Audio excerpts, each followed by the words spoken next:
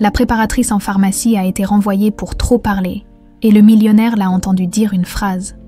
C'était exactement la même phrase que sa fille lui disait avant de disparaître il y a 17 ans. L'hiver 2001 avait été particulièrement rigoureux à Lyon, mais rien ne présageait la tempête qui allait s'abattre sur la famille Lemoine ce soir de décembre. Dans le salon de leur magnifique demeure du 6e arrondissement, les rires de Sophie résonnaient encore contre les murs lambrissés, mélodieux comme le carillon de sa boîte à musique préférée. « Papa, regarde !» s'écriait la fillette de 6 ans, en faisant tournoyer sa robe rouge devant la cheminée crépitante. Ses boucles dorées voltigeaient autour de son visage poupin, et ses yeux verts pétillaient de cette joie pure que seuls les enfants savent exprimer. Guillaume Lemoine, alors âgé de 25 ans, leva les yeux de ses dossiers éparpillés sur la table basse. Un sourire attendri éclaira son visage fatigué par les longues journées passées à développer son entreprise pharmaceutique naissante. « Tu es magnifique, ma princesse », murmura-t-il en ouvrant les bras. Sophie se précipita vers lui. Grimpant sur ses genoux avec l'agilité d'un petit chat, elle enfouit son visage dans le cou de son père, respirant son parfum familier mélangé à l'odeur rassurante de son aftershave. « Dis-moi encore l'histoire des anges gardiens, papa », susurra-t-elle de sa petite voix câline. Guillaume caressa tendrement les cheveux soyeux de sa fille. « Les anges ne sont jamais pressés, ma princesse. Ils prennent tout leur temps pour veiller sur les personnes qu'ils aiment le plus au monde. Même quand je dors, surtout quand tu dors, papa veillera toujours sur toi. » De la cuisine provenaient les bruits familiers de Laure préparant le dîner. À 23 ans, son épouse incarnait encore cette beauté fragile qui l'avait séduit lors de leurs études de pharmacie. Mais Guillaume ne voyait plus les signes de fatigue qui creusaient ses traits délicats, ni l'inquiétude qui assombrissait ses yeux bleus quand elle le regardait travailler jusqu'à des heures impossibles. « Ah Sophie, va te laver les mains, ma chérie. Le dîner est presque prêt », appela Laure depuis le seuil du salon. La fillette obéit en sautillant, fredonnant cette mélodie qu'elle inventait constamment. Guillaume la suivit du regard. Ce trésor qui illuminait chaque recoin de leur maison, il ne savait pas encore que c'était la dernière fois qu'il la verrait danser dans cette pièce. Le repas se déroula dans une atmosphère tendue que seule Sophie ne percevait pas. Laure picorait distraitement dans son assiette, lançant des regards furtifs vers Guillaume qui consultait son téléphone entre deux bouchées. « J'ai rendez-vous avec les investisseurs allemands demain matin », annonça-t-il en coupant mécaniquement sa viande. « Le vol décolle à 6 heures. » Encore, le mot avait échappé à Laure, plus amer qu'elle ne l'aurait voulu. Guillaume leva les yeux, surpris par le ton de sa femme. « C'est important, Laure. Cette fusion avec Bayern Pharma va révolutionner notre... » « Et nous ?» l'interrompit-elle, sa voix tremblant légèrement. « Oh, Sophie et moi, on compte dans tes révolutions. » La fillette observait ses parents tour à tour, ses grands yeux verts s'assombrissant d'inquiétude. Elle avait cette intuition particulière aux enfants, cette capacité à sentir les orages avant même qu'ils n'éclatent. « Bien sûr que vous comptez, » répondit Guillaume. Mais son ton manquait de conviction. « Tout ce que je fais, c'est pour nous, pour notre avenir. Non, Guillaume, tu le fais pour toi, pour ton empire pharmaceutique, pour ta réussite. Quand as-tu passé une soirée entière avec Sophie pour la dernière fois? Quand as-tu vraiment écouté ce qu'elle te raconte de sa journée à l'école ?» Le silence qui suivit fut plus assourdissant que tous les cris. Sophie, sentant l'orage approcher, glissa de sa chaise et vint se blottir contre sa mère. « Maman a les larmes qui montent », chuchota-t-elle de cette façon directe qu'ont les enfants de nommer les émotions des adultes. Après le dîner, Guillaume monta border Sophie dans sa chambre, rituel qu'il s'efforçait de maintenir malgré ses voyages incessants. La petite chambre rose était un cocon de douceur, rempli de peluches et dominé par cette fameuse boîte à musique en forme de carrousel que Guillaume avait offerte à Sophie pour ses 5 ans. « Papa, tu me promets que tu prendras toujours soin de moi ?» demanda Sophie en s'accrochant au cou de son père. « Pour toujours, et un jour de plus, ma princesse. » Elle s'endormit en écoutant la mélodie cristalline de sa boîte à musique, cette berceuse qui l'accompagnait chaque soir dans ses rêves. Guillaume redescendit, l'esprit déjà tourné vers son voyage du lendemain, inconscient que sa fille venait de prononcer les derniers mots qu'il entendrait d'elle pendant 23 ans. En bas, Laure l'attendait dans le salon, droite comme un chêne face à la tempête. Ses mains tremblaient légèrement, mais sa voix était ferme quand elle prononça les mots qui allèrent faire basculer leur existence. « J'ai quelque chose à te dire, Guillaume. quelque chose que j'aurais dû te dire il y a des mois. » Les aveux de Laure déferlèrent, comme une avalanche.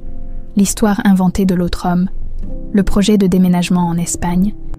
Tout ce mensonge élaboré pour réveiller Guillaume, pour le forcer à réaliser qu'il était en train de perdre sa famille à force de courir après le succès. Tu voulais me faire croire que tu me trompais. Guillaume était livide, ses poings serrés le long de ses flancs. Tu as inventé cette histoire tordue pour... Pourquoi ? Pour me punir de travailler. Pour que tu comprennes, explosa Laure, les larmes ruisselant sur ses joues. Sophie demande constamment où est son papa. Elle dessine des bonshommes avec une maman et une petite fille, mais jamais de papa parce que papa n'est jamais là. Je construis notre avenir. Tu détruis notre présent. Leur dispute éclata avec la violence de l'orage qui grondait au dehors. Les mots fusaient, acérés comme des lames, creusant des blessures que ni l'un ni l'autre ne savaient irréparables. Guillaume, aveuglé par la colère et le sentiment de trahison, ne voyait plus que la manipulation. L'humiliation d'avoir été berné pendant des mois. Vers minuit, Laure n'en pouvait plus. Les sanglots la secouaient tout entière, et Guillaume continuait de faire les 100 pas dans le salon, incapable d'entendre sa détresse derrière sa propre rage. « Je pars chez Evelyne », annonça-t-elle en attrapant les clés de la voiture. « J'emmène Sophie. Nous avons besoin de... J'ai besoin de réfléchir. Par ce temps, tu es folle. » Mais Laure était déjà en haut, réveillant délicatement Sophie endormie.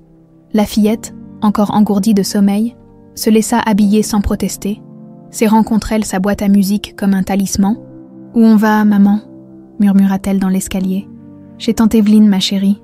Juste pour cette nuit. » Guillaume les regarda partir dans la tempête de neige.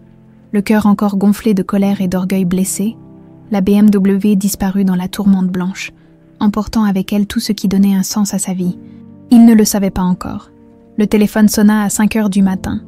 Guillaume décrocha d'une main engourdie, l'esprit encore embrumé par une nuit sans sommeil. « Monsieur Lemoine, ici le commissaire Dubois. Il y a eu un accident. » Le reste se perdit dans un brouillard d'incompréhension. Des mots s'entrechoquèrent dans sa tête. Précipice, glissement de terrain, véhicule retrouvé, corps identifiés, un seul corps. Sophie avait disparu. Les semaines qui suivirent se confondirent dans un cauchemar éveillé. Police, recherche, battues organisées, chiens pisteurs. Rien. Sophie s'était volatilisée comme si la terre l'avait engloutie. Evelyne aussi avait mystérieusement disparu, laissant sa maison vide et toutes ses affaires derrière elle. Guillaume sombra dans une culpabilité dévorante. Si seulement il avait été là, si seulement il avait écouté, si seulement il avait retenu Laure cette nuit-là, les si seulement devinrent sa prison. Et la recherche de Sophie son unique raison de vivre, je la retrouverai, murmurait-il chaque soir devant la chambre vide de sa fille, face à cette boîte à musique silencieuse qu'elle avait oubliée dans sa précipitation. Je te le promets, ma princesse, papa veillera toujours sur toi, dehors. La tempête avait cessé, mais dans le cœur de Guillaume, l'hiver venait seulement de commencer. Lyon, décembre 2024, 23 ans exactement après cette nuit maudite qui avait brisé la famille Lemoine. Jeanne Caron se réveilla en sursaut, le front perlé de sueur froide. Encore ce cauchemar, toujours le même depuis aussi loin qu'elle s'en souvienne. Une immense maison blanche aux volets verts, un escalier en colimaçon qui semblait monter vers l'infini, et cette mélodie cristalline qui résonnait dans chaque recoin comme un appel désespéré. Au réveil, seuls subsistaient des fragments, des sensations fugaces qui s'effaçaient dès qu'elle tentait de les saisir. « Jeanne, ça va, ma chérie ?» La voix d'Evelyne filtrait à travers la cloison mince de leur modeste appartement de la Croix-Rousse. « Oui, Evelyne, juste, les rêves bizarres, comme d'habitude. » Jeanne se leva péniblement. Observant son reflet dans le petit miroir fissuré de sa commode, 29 ans, des yeux verts émeraude qui semblaient apporter le poids d'un chagrin qu'elle ne parvenait pas à identifier, et cette petite cicatrice en forme de croissant sur le front qu'elle avait depuis toujours, Evelyne lui avait expliqué qu'elle était tombée d'un arbre quand elle était petite.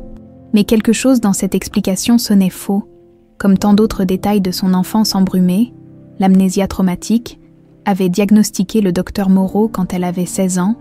Votre esprit s'est construit une barrière protectrice contre quelque chose de trop douloureux à accepter. Un jour, peut-être, les souvenirs reviendront, ou peut-être pas. L'important, c'est de vivre avec ce que vous êtes aujourd'hui. Mais comment vivre pleinement quand on a l'impression d'être qu'une moitié de personne, dans la cuisine exiguë? Evelyne préparait le petit déjeuner avec des gestes rendus lents par la maladie. À 67 ans, cette femme qu'il avait recueillie et aimée comme sa propre fille luttait contre un cancer du pancréas en phase terminale. Ses cheveux gris, autrefois si fournis, avaient laissé place à un fin duvet suite aux chimiothérapies, mais ses yeux bleus gardaient cette tendresse infinie qu'elle réservait à Jeanne. « Tu as encore maigri ?» constata Jeanne en l'embrassant sur la joue. « Il faut que tu manges davantage. C'est plutôt à moi de te dire ça, ma puce. Tu travailles trop, tu te nourris mal. » Evelyne s'interrompit, saisie par une quinte de toux qui la plia en deux. Jeanne lui tendit un verre d'eau. Inquiète, ces dernières semaines, les crises s'intensifiaient. Le docteur Faure avait été clair, quelques mois au mieux, cette pensée lui nouait l'estomac. Evelyne était tout ce qu'elle avait au monde, sa seule famille, son unique repère dans cette existence fragmentée. « Je dois y aller », murmura Jeanne en enfilant son manteau. Raymond déteste qu'on arrive en retard. Ce Raymond Perrault est un imbécile, grommela Evelyne. Tu vaux 100 fois mieux que cette pharmacie minable. Tu as un don avec les gens, Jeanne. Tu les comprends, tu les apaises. Jeanne sourit tristement. Si seulement elle pouvait se comprendre elle-même aussi bien qu'elle comprenait les autres. Le trajet jusqu'à la pharmacie Croix-Rousse ne prenait que 15 minutes à pied. Mais Jeanne prenait toujours le même chemin, par les mêmes ruelles pavées qui serpentaient entre les immeubles du 4e arrondissement. Ce quartier ouvrier avait quelque chose de rassurant, avec ses façades décrépites qui racontaient l'histoire de générations de travailleurs. Ces petits commerces familiaux et cette solidarité naturelle entre voisins, la pharmacie occupait l'angle d'une rue pentue, coincée entre une boulangerie familiale et un salon de coiffure. Rien de glamour. Mais Jeanne s'y sentait utile. Depuis 2 ans qu'elle y travaillait, elle avait développé des relations privilégiées avec les habitués du quartier. Madame Rosalie, diabétique de 78 ans qui n'avait que sa pension pour vivre, M. Henri, ancien maçon rongé par l'arthrose, Fatima, jeune mère célibataire qui jonglait entre 3 emplois pour élever ses jumeaux. « Bonjour Jeanne », l'accueillit Madame Castellane, la première cliente de la journée. « Comment va votre maman ? Elle tient bon, merci. Et votre petit-fils ? Les antibiotiques ont fait effet. Ces conversations, ces liens tissés au fil des jours, c'était ce qui donnait un sens à sa vie. Conseiller, rassurer, parfois simplement écouter. Jeanne avait cette faculté rare de percevoir la détresse derrière les sourires, la solitude derrière les bavardages. Raymond Perrault arriva vers 10h, comme chaque matin, dans un nuage de parfums bon marché et de suffisance. À 45 ans, ce petit homme ventru se prenait pour un grand businessman alors qu'il n'était que gérant d'une pharmacie de quartier en difficulté financière. « Jeanne, j'espère que vous n'avez pas encore fait de cadeaux à vos petits protégés ?» lança-t-il en suspendant sa veste froissée. « Cette pharmacie n'est pas les restos du cœur. » Jeanne serra les dents. Si seulement elle pouvait se permettre de lui dire ces 4 vérités. Mais les factures d'hôpital d'Evelyne s'empilaient, et malgré la sécurité sociale, les frais restants grevaient lourdement leur budget. À quelques kilomètres de là, dans son bureau panoramique dominant Lyon, Guillaume Lemoine observait la ville qui s'éveillait sous la bruine hivernale. À 48 ans, il était devenu l'un des magnats de l'industrie pharmaceutique européenne. Les pharmacies du cœur comptaient désormais plus de 300 points de vente en France, en Belgique et en Suisse. Un empire bâti pierre par pierre, acquisition par acquisition, comme si chaque nouvelle pharmacie le rapprochait de quelque chose, ou de quelqu'un. Ses cheveux châtains commençaient à grisonner aux tempes, et des rides de fatigue creusaient ses traits encore séduisants. Mais ce qui frappait le plus chez Guillaume, c'était ses yeux. Il portait cette tristesse particulière de ceux qui ont perdu l'essentiel et passent leur vie à le chercher.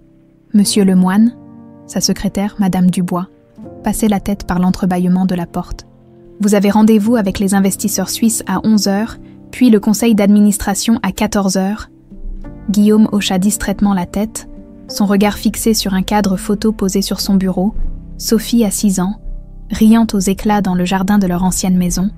Cette photo était la seule décoration personnelle de son bureau austère. Tout le reste avait été évacué, donné, détruit, tout sauf cette image qui le hantait et le motivait à la fois. « Annulez tout », dit-il soudain. « Pardon, annulez mes rendez-vous.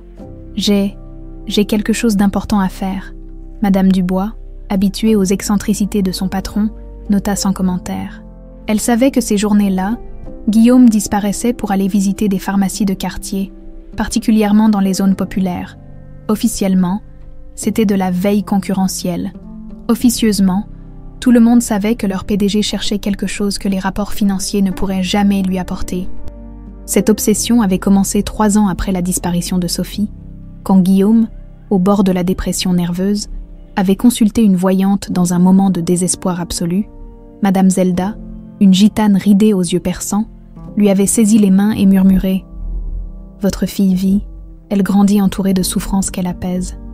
Cherchez-la là où les gens malades trouvent l'espoir. » Des mots qui avaient peut-être sauvé Guillaume de la folie. Depuis 20 ans, il visitait méthodiquement les pharmacies, les hôpitaux, les dispensaires, convaincu qu'un jour, quelque part, il tomberait sur Sophie devenue adulte, exerçant ce don de guérison qu'elle possédait déjà enfant.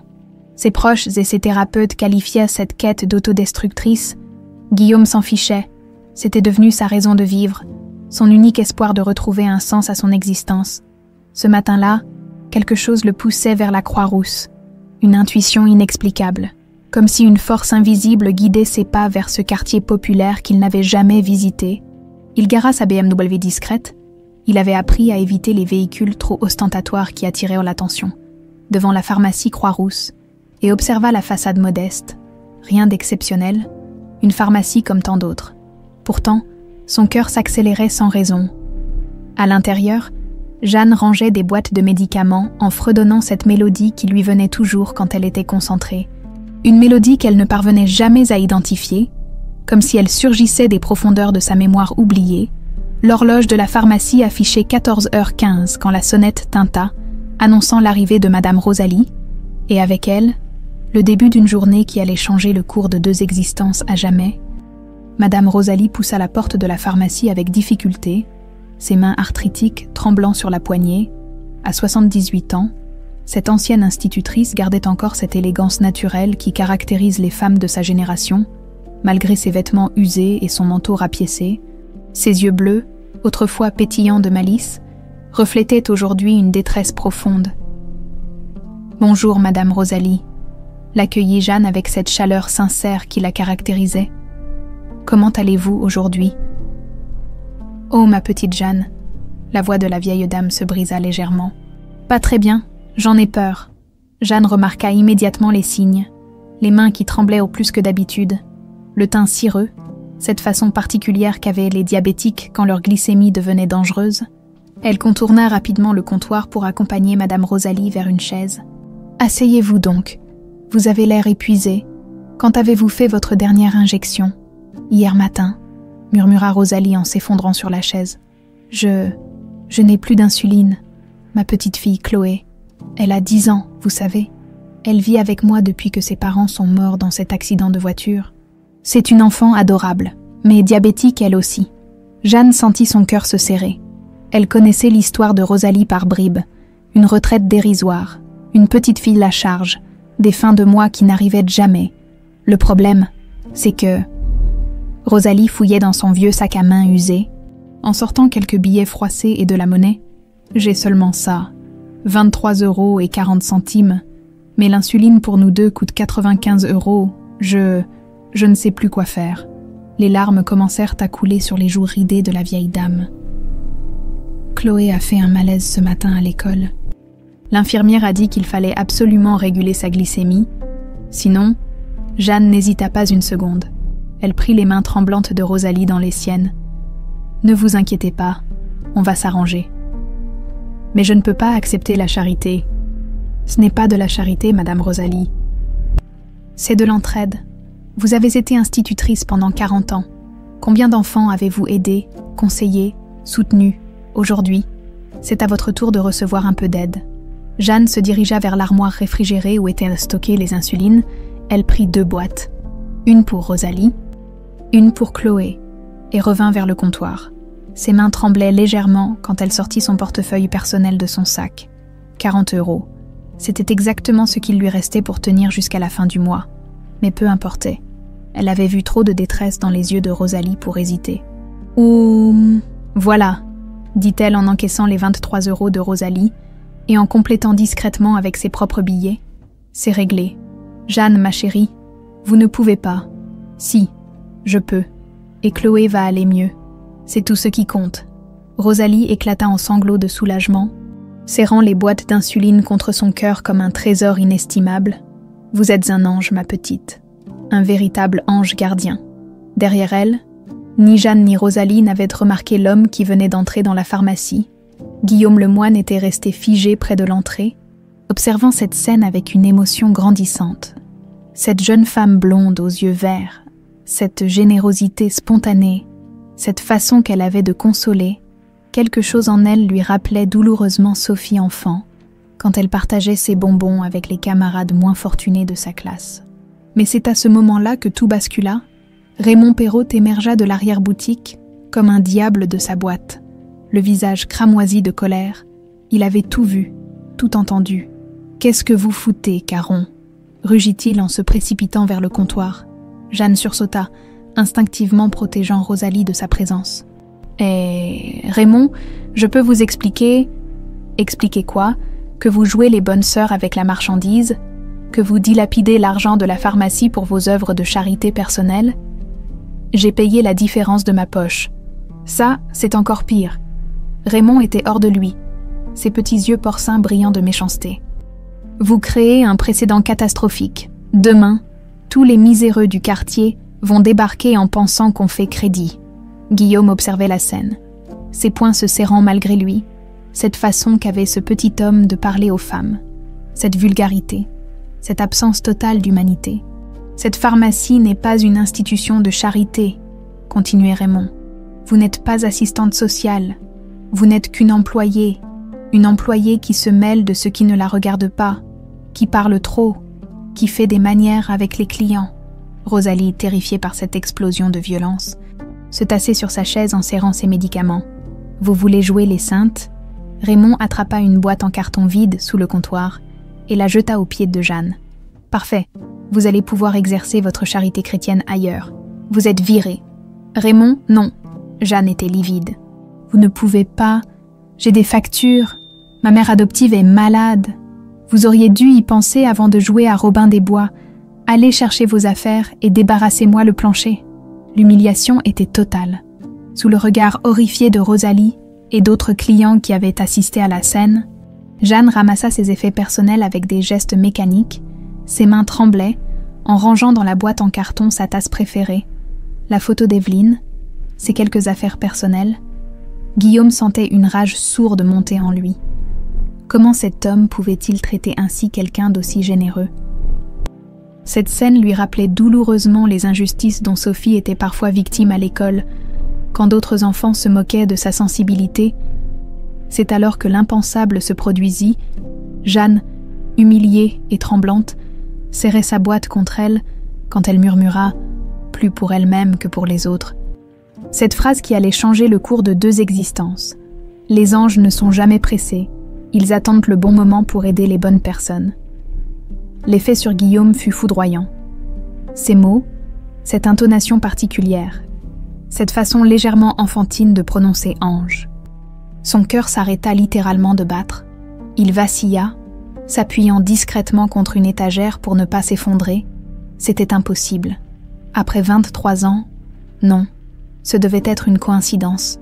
Mais cette voix, ce profil quand elle baissait la tête, cette façon inconsciente qu'elle avait de toucher sa cicatrice au front quand elle était émue, Jeanne sortit de la pharmacie sans un regard en arrière, sa dignité en lambeaux, mais la tête haute.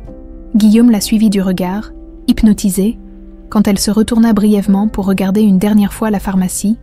Leurs yeux se croisèrent l'espace d'un instant. Verts, ses yeux étaient d'un vert émeraude saisissant. Exactement comme Guillaume sortit précipitamment de la pharmacie, laissant Raymond ébahi de voir un client partir si brusquement. Dans la rue, il aperçut Jeanne qui s'éloignait, sa silhouette menue disparaissant dans les ruelles escarpées de la Croix-Rousse. Il la suivit à distance respectable, son cœur battant à tout rompre. Chaque pas de la jeune femme le menait vers une révélation qu'il n'osait espérer. Elle gravit les rues pentues avec cette démarche légèrement sautillante qu'avait Sophie enfant, s'arrêtant parfois pour saluer des voisins qui l'interpellaient avec affection. Quand Jeanne s'arrêta devant un petit immeuble délabré et sortit ses clés, Guillaume se cacha derrière une voiture. Il la vit gravir les marches de l'entrée quand une femme apparut sur le seuil. Guillaume faillit s'évanouir. Evelyne, c'était Evelyne Faure, sa belle-sœur, la femme qui avait mystérieusement disparu la nuit de l'accident. Vieillie, amaigrie, mais indéniablement elle. Et elle accueillait Jeanne comme sa fille. Evelyne aperçut Guillaume au même moment. Leurs regards se croisèrent par-dessus la rue étroite, et Guillaume vit dans les yeux de sa belle-sœur quelque chose qu'il n'y avait jamais vu, une terreur absolue. Elle attrapa précipitamment Jeanne par le bras et la fit entrer dans l'immeuble. Refermant la porte avec une hâte suspecte, Guillaume resta planté sur le trottoir, tremblant de tous ses membres. 23 ans qu'il cherchait, et Sophie était là, à quelques mètres de lui, vivante, adulte, magnifique. Et Evelyne l'avait cachée tout ce temps. Guillaume passa la nuit la plus longue de sa vie. Arpentant son appartement luxueux comme un fauve en cage, chaque fois qu'il fermait les yeux, il revoyait cette scène, Jeanne prononçant ces mots. Les anges ne sont jamais pressés, avec cette intonation si particulière qui lui déchirait le cœur. Et Evelyne, cette terreur dans son regard quand leurs yeux s'étaient croisés. À 6 heures du matin, il ne tenait plus. Il décrocha son téléphone et composa un numéro qu'il connaissait par cœur. Jean Moreau, détective privé. Jean, c'est Guillaume Lemoine. J'ai besoin de toi, immédiatement. Guillaume, il est 6 heures du mat. Qu'est-ce qui se passe? Je crois que j'ai retrouvé Sophie. Un long silence au bout du fil. Jean Moreau connaissait Guillaume depuis 15 ans, depuis cette première enquête infructueuse qui avait marqué le début d'une amitié improbable. Ancien flic reconverti dans le privé, Jean avait assisté à toutes les fausses pistes, tous les espoirs déçus de Guillaume. « Tu es sûr cette fois ? Non, c'est justement pour ça que j'ai besoin de toi. Discrétion absolue, Jean. Je veux tout savoir sur une certaine Jeanne Caron, 29 ans, qui vit la Croix-Rousse avec Evelyne Faure. Evelyne, ta belle-sœur qui a disparu. » Exactement, et Jean, fais vite. Pendant que Jean Moreau commençait ses investigations, Guillaume se prépara pour la mission la plus importante de sa vie. Approcher Jeanne sans l'effrayer. Il ne pouvait pas débarquer en accusant Evelyne de kidnapping, pas sans preuve. Il devait être patient, méthodique, à 9 heures précises. Guillaume se présenta à la pharmacie Croix-Rousse, vêtu simplement d'un jean et d'une veste en cuir, ses cheveux grisonnants soigneusement ébouriffés pour paraître plus jeune. Raymond Perrault l'accueillit avec ce sourire obséquieux qu'il réservait aux clients qu'il pensait fortunés. « Bonjour monsieur. Que puis-je pour vous ?» Guillaume Lemoine, directeur général des pharmacies du cœur, se présenta-t-il en tendant une carte de visite. « J'aimerais discuter affaires avec vous. » Raymond faillit avaler sa langue. Les pharmacies du cœur, une des plus importantes chaînes pharmaceutiques d'Europe. Ses petits yeux brillèrent de cupidité. « Bien sûr, bien sûr. Entrez donc dans mon bureau. » 1 heure plus tard, Guillaume sortait avec un contrat de rachat signé. Il avait payé la pharmacie 3 fois sa valeur réelle, avec une seule condition. Jeanne Caron devait être réembauchée immédiatement comme responsable de l'établissement. « Mais monsieur Lemoine, cette fille est une catastrophe. Elle distribue les médicaments aux indigents. »« Parfait, » avait répondu Guillaume calmement. « C'est exactement l'esprit communautaire que nous recherchons pour nos établissements. » Raymond, ébloui par les zéros sur le chèque, aurait accepté de réembaucher le diable en personne. L'après-midi même, Jeanne reçut un appel qui la laissa sans voix. Raymond, d'une voix étranglée par l'humiliation, lui annonçait qu'elle était non seulement réembauchée, mais promue responsable de la pharmacie avec une augmentation substantielle. « Il y a eu un changement de propriétaire », marmonna-t-il. « Les nouveaux dirigeants apprécient votre approche particulière de la clientèle. » Jeanne raccrocha, abasourdie. Evelyne, qui avait assisté à la conversation, fronça les sourcils. « C'est bizarre, cette coïncidence. Tu es sûre que tu ne connais personne qui pourrait t'aider ?»« Personne, » répondit Jeanne. Troublée, « Mais on a tellement besoin de cet argent avec tes traitements. » Le lendemain, Guillaume retourna à la pharmacie, officiellement pour une visite de courtoisie du nouveau propriétaire. En réalité, il venait observer Jeanne, chercher des preuves de ce que son cœur savait déjà. Ce qu'il vit le bouleversa. Jeanne rangeait les médicaments avec une méthode très particulière, d'abord par couleur, puis par taille, exactement comme Sophie organisait ses jouets dans sa chambre. Cette manie avait toujours amusé Guillaume et exaspéré Laure. Puis il remarqua ses mains, sur le poignet droit, une petite tache de naissance en forme de croissant de lune. Sophie avait exactement la même, que Guillaume embrassait tendrement quand elle était bébé. « Vous fredonnez souvent en travaillant ?» demanda-t-il, quand Jeanne s'approcha pour le saluer. Elle rougit légèrement. « Oh, désolé, c'est une manie. J'ai toujours cette mélodie dans la tête. Je ne sais pas d'où elle vient. » Guillaume tendit l'oreille. C'était la mélodie de la boîte à musique de Sophie, celle qu'elle écoutait chaque soir avant de s'endormir. « C'est très joli, » murmura-t-il, la voix étranglée d'émotion. Au moment de partir, un orage éclata soudainement sur Lyon. Les premières gouttes de pluie tambourinèrent contre les vitrines, et Guillaume vit Jeanne pâlir instantanément. « Ça va aller ?» demanda-t-il, inquiet de sa réaction. « Oui, c'est juste que je n'aime pas les orages, ça me rend malade. » Elle disparut précipitamment dans l'arrière-boutique. Guillaume l'entendit vomir, puis sangloter doucement. Sophie aussi était terrorisée par les orages. Les nuits de tempête, elle se glissait dans le lit de ses parents, tremblant comme une feuille. Le soir même, Jean Moreau appelait Guillaume avec ses premières découvertes. « Tu avais raison d'être troublé, mon vieux. Evelyne Faure a effectivement changé d'identité après 2001. Avant, elle s'appelait Evelyne Lemoine. Lemoine, mais c'est ton nom de famille. Oui, elle l'a transmis à Jeanne quand elle l'a adopté. Officiellement, Jeanne s'appelle Jeanne Lemoine, mais elle a pris le nom de jeune fille d'Evelyne, Caron, quand elle a commencé à travailler. » Guillaume s'effondra dans son fauteuil. Continue. Evelyne a vidé tous ses comptes bancaires en décembre 2001 et a disparu pendant 2 ans. Elle a refait surface en 2003 à la Croix-Rousse avec une petite fille d'environ 8 ans, présentée comme sa nièce orpheline. Sophie aurait eu 8 ans en 2003. Les papiers d'adoption sont en règle, mais j'ai des doutes sur leur authenticité. Evelyne avait des contacts dans l'administration grâce à son ancien travail d'assistante sociale. Et Jeanne, son passé. Amnésie traumatique diagnostiquée à 16 ans, aucun souvenir avant l'âge de 7-8 ans, officiellement, traumatisme lié à la mort de ses parents dans un accident de voiture. Guillaume ferma les yeux. Tout concordait. L'âge, l'amnésie, Evelyne. Jean, j'ai besoin que tu creuses encore, discrètement, et trouve-moi tout ce que tu peux sur l'état de santé d'Evelyne. Les jours suivants, Guillaume multiplia les visites à la pharmacie sous divers prétextes. À chaque passage, il découvrait de nouveaux détails troublants. Jeanne était gauchère, comme Sophie. Elle avait une allergie sévère au chocolat, rare et héréditaire, que Sophie avait aussi. Quand elle se concentrait, elle mordillait le bout de sa langue, exactement comme sa fille le faisait enfant. Mais le plus troublant, c'était cette connexion inexplicable qu'ils sentaient entre eux. Jeanne se détendait en sa présence, lui souriait naturellement, comme si une partie inconsciente d'elle-même le reconnaissait.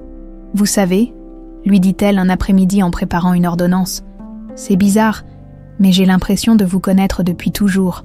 Vous me rappelez quelqu'un, mais je n'arrive pas à savoir qui. » Guillaume dut sortir précipitamment pour cacher son émotion. Le week-end suivant, Jean Moreau lui apporta les dernières informations. « Evelyne est très malade, Guillaume. Cancer du pancréas en phase terminale. Son médecin, un certain docteur Jacques Faure, son cousin apparemment, lui donne quelques semaines tout au plus. « Elle va mourir en emportant la vérité, » murmura Guillaume. « Pas forcément. J'ai intercepté une conversation entre elle et son médecin. Elle lui a dit qu'elle voulait tout avouer avant de partir. Elle culpabilise énormément. » Guillaume sentit l'espoir renaître. Peut-être qu'Evelyne finirait par faire le bon choix. Peut-être que, face à la mort, elle trouverait le courage de réparer l'irréparable. En attendant, il continua ses visites à la pharmacie, tissant lentement des liens avec cette jeune femme qui était à la fois sa fille perdue et une inconnue. Chaque sourire de Jeanne était un cadeau. Chaque conversation une révélation douloureuse de tout ce qu'il avait manqué. Et quelque part dans un petit appartement de la Croix-Rousse, Evelyne Faure agonisait, rongée par la culpabilité et le secret qui l'étouffait chaque jour davantage. Le dénouement approchait, et plus personne ne pourrait l'éviter. Evelyne savait que ses jours étaient comptés. Les douleurs s'intensifiaient. Les morphiniques ne suffisaient plus, et Dr Jacques Faure ne lui mentait plus sur son état. Quelques semaines, peut-être moins.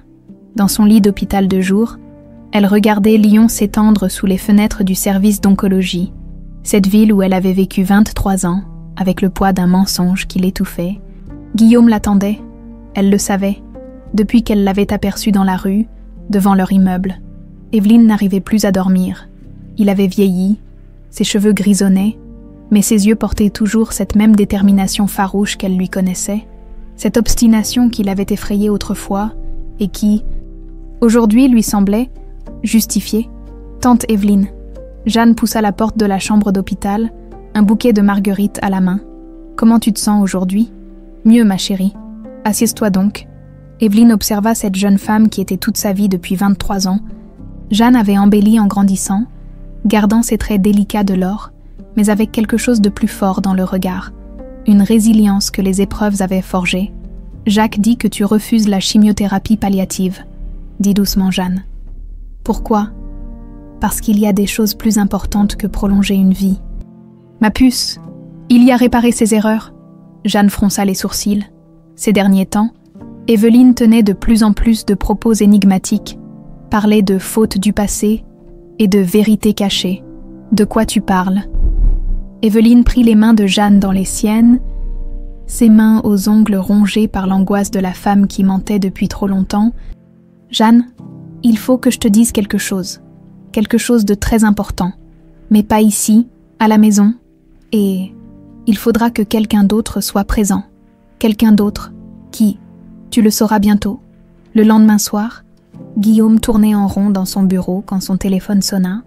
Numéro inconnu. « Monsieur Lemoine, ici Dr Jacques Faure, je crois que nous devons nous parler. » Guillaume sentit son cœur s'emballer. « À quel sujet ? Ma cousine Evelyne, elle veut vous voir. Elle dit qu'il est temps de dire la vérité. » « Quand ? » ?»« Ce soir, si vous pouvez, chez elle. »« Mais préparez-vous, monsieur Lemoine. Ce que vous allez entendre va changer beaucoup de choses. » À 20h précises, Guillaume se tenait devant l'immeuble délabré de la Croix-Rousse, le cœur battant. 23 ans qu'il attendait ce moment, 23 ans qu'il espérait des réponses. Dr Jacques Faure l'accueillit à la porte, homme de 45 ans aux traits tirés par la fatigue. « Elle vous attend dans le salon. Jeanne est partie chercher des médicaments à la pharmacie. Elle ne reviendra pas avant 1 heure. Evelyne a voulu que vous parliez d'abord seul à seul. » Guillaume monta l'escalier étroit, chaque marche résonnant comme un glas. Quand il poussa la porte du petit appartement, il découvrit Evelyne assise dans un fauteuil, amaigrie mais droite, ses yeux bleus plantés dans les siens, avec une détermination farouche. « Bonjour Guillaume. » « Evelyne. » Ils se regardèrent longuement, ces deux êtres que la tragédie avait séparés, et que la vérité allait peut-être réconcilier. « Tu sais pourquoi je t'ai demandé de venir ?» dit-elle enfin. « Je l'espère. Sophie. Elle s'appelle Jeanne maintenant. Mais c'est Sophie, ta fille. » Même s'il s'y attendait, entendre ces mots prononcés à haute voix fit l'effet d'une déflagration. Guillaume dut s'asseoir pour ne pas s'effondrer. « Pourquoi ?» Sa voix n'était qu'un souffle. « Pourquoi as-tu fait ça ?» Evelyne ferma les yeux, puisant dans ses dernières forces pour raconter cette histoire qui la rongeait depuis si longtemps. Cette nuit-là, quand Laure est arrivée chez moi avec Sophie, elle était terrifiée. « Guillaume, pas de toi. » Mais de la situation, elle venait de te confesser son mensonge sur cet homme imaginaire, cette histoire de déménagement en Espagne. Je me souviens, tu étais fou de rage. Laure m'a dit que tu avais crié, que tu l'avais accusé de manipulation, de chantage. Elle avait peur que vous vous sépariez vraiment cette fois. Alors elle m'a demandé de garder Sophie quelques jours, le temps que les choses se tassent entre vous. Guillaume sentit sa gorge se serrer. « Et tu as accepté ?» « Bien sûr que j'ai accepté. C'était ma nièce. Ma sœur me demandait de l'aide. Laure devait rentrer chez vous cette nuit-là pour s'expliquer calmement. Pour arranger les choses, elle m'a promis qu'elle reviendrait chercher Sophie le lendemain matin. Mais elle n'est jamais revenue. L'accident ? » Evelyne éclata en sanglots. 23 ans de culpabilité refoulée explosant d'un coup. Quand j'ai appris qu'elle était morte, j'ai paniqué. Sophie pleurait. Elle réclamait sa maman. Et moi, j'ai cru que c'était de ta faute. De ma faute. Laure m'avait parlé de vos disputes, de tes colères, de tes voyages incessants. J'ai pensé que si tu avais été un meilleur mari, elle ne serait jamais partie cette nuit-là, dans ma tête dérangée par le chagrin. Tu étais responsable de sa mort. Guillaume encaissa le coup. Il y avait du vrai dans les reproches d'Evelyne, et ça faisait mal. Alors j'ai décidé de protéger Sophie de toi. Je l'ai emmenée loin de Lyon. On a vécu comme des fugitives pendant 2 ans. Elle était traumatisée. Elle a développé cette amnésie. À force de bouger constamment, de changer d'école, de lui dire que son papa était mort dans l'accident avec sa maman, elle a fini par tout oublier. Tu lui as dit que j'étais mort. Je pensais bien faire, s'écria Evelyne. Dans ma tête, tu étais le méchant de l'histoire. Mais plus les années passaient, plus je réalisais l'énormité de ce que j'avais fait. Tu l'as cherché partout. Tu n'avais jamais abandonné. J'ai compris que j'avais détruit 2 vies au lieu d'en sauver une. Guillaume se leva brusquement, faisant les 100 pas dans le petit salon encombré. 23 ans, Evelyne. 23 ans que je la cherche. Tu te rends compte de ce que tu m'as volé? Chaque jour, sanglota-t-elle. Chaque jour, je me dis que j'aurais dû te la ramener. Mais plus le temps passait, plus c'était impossible. Comment expliquer à une adolescente que toute sa vie était un mensonge? Comment t'expliquer à toi que ta belle-sœur avait kidnappé ta fille? Kim... Evelyne fouilla dans un tiroir et en sortit une petite boîte en bois ornée de fleurs séchées. Tiens, je l'ai gardée tout ce temps. Guillaume ouvrit la boîte avec des mains tremblantes. À l'intérieur, la boîte à musique de Sophie, quelques photos d'elle enfant, sa naissance, et une enveloppe jaunie par le temps. C'est une lettre de Laure. Elle l'avait écrite avant de partir cette nuit-là, au cas où elle voulait te l'expliquer, te dire que tout ce qu'elle avait inventé, c'était par désespoir, pas par méchanceté. Guillaume déplia la lettre de ses mains tremblantes. L'écriture de Laure, cette écriture qu'il avait tant aimée. Mon Guillaume chéri, si tu lis cette lettre, c'est que quelque chose m'est arrivé. Je voulais que tu saches que je n'ai jamais cessé de t'aimer, cette histoire d'autre homme, ce projet de départ en Espagne. Tout était faux. J'étais juste désespérée de te voir t'éloigner de nous. Sophie me demande sans cesse pourquoi papa n'est jamais là. Pourquoi tu pars toujours? J'ai inventé cette séparation pour te faire peur, pour que tu réalises ce que tu étais en train de perdre. Pardonne-moi cette manipulation cruelle. Je t'aime. Nous t'aimons. Prends soin de notre princesse. Laure. Guillaume s'effondra en larmes, cette lettre serrée contre son cœur. Laure ne voulait pas vraiment le quitter. Tout avait été un malentendu tragique, une tentative désespérée de sauver leur mariage qui avait tourné au cauchemar. Tu comprends maintenant pourquoi je dois tout dire à Sophie, murmura Evelyne. Je me meurs, Guillaume. Je n'ai plus que quelques semaines. Je ne peux pas partir en emportant ce secret. Elle a le droit de savoir qui elle est vraiment. Guillaume essuya ses larmes et regarda cette femme qui avait brisé sa vie par amour mal placé. Il y avait encore de la colère en lui, mais aussi quelque chose qui ressemblait à du pardon. Comment on fait ça? Comment on dit à une femme de 29 ans que toute sa vie est un mensonge? Ensemble, on le fait ensemble, elle va arriver bientôt. Comme si elle avait entendu, la porte d'entrée claqua, la voix de Jeanne résonna dans l'escalier. « Evelyne, j'ai pris tes médicaments et j'ai croisé M. Le moine en bas, il avait l'air bizarre. Les pas se rapprochaient. Dans quelques secondes, 23 ans de mensonges allaient exploser et plus rien ne serait jamais comme avant. Guillaume et Evelyne échangèrent un regard. C'était maintenant ou jamais. Jeanne poussa la porte du salon et s'arrêta net. Guillaume le moine était assis face à Evelyne, une boîte en bois ouverte sur ses genoux, des photos éparpillées autour de lui. L'atmosphère était électrique, chargée d'une émotion qu'elle ne parvenait pas à identifier. « Qu'est-ce qui se passe ?» demanda-t-elle, posant le sac de médicaments sur la table basse. « Pourquoi M ? Le moine est-il ici ?» Evelyne et Guillaume échangèrent un regard lourd de sens. Le moment était venu. « Assieds-toi, ma chérie, » dit doucement Evelyne. « Il faut qu'on te parle. » Jeanne sentit un frisson d'angoisse la parcourir. Cette façon qu'avait Evelyne de la regarder, avec cette tristesse infinie mêlée de culpabilité. Et Guillaume, si pâle qu'il en paraissait malade. « Vous me faites peur », murmura-t-elle en s'installant dans le fauteuil en face d'eux. Evelyne prit une profonde inspiration, puisant dans ses dernières forces pour affronter ce moment qu'elle redoutait depuis 23 ans. « Jeanne, ce que je vais te dire va te bouleverser, mais tu as le droit de savoir la vérité. » La vérité sur quoi? Sur qui tu es vraiment? Le silence qui suivit fut assourdissant. Jeanne regardait alternativement Evelyne et Guillaume, cherchant à comprendre ce qui se jouait entre eux. « Je ne comprends pas. » Evelyne tendit la main vers les photos éparpillées et en choisit une. Une petite fille blonde aux yeux verts, riant dans les bras d'un homme jeune aux traits familiers, Cette petite fille, c'est toi. Et cet homme, c'est Guillaume, ton père. » Jeanne regarda la photo, puis Guillaume, puis de nouveau la photo. Son visage se vida de toutes couleurs. « C'est impossible, » chuchota-t-elle. « Mes parents sont morts dans un accident de voiture quand j'avais 6 ans. Tu me l'as toujours dit. J'ai menti, » avoua Evelyne, les larmes ruisselant sur ses joues creusées. « Ton père n'est jamais mort. Ta mère, Laure, était ma sœur. Et toi, tu es Sophie Lemoine. » Le monde de Jeanne bascula.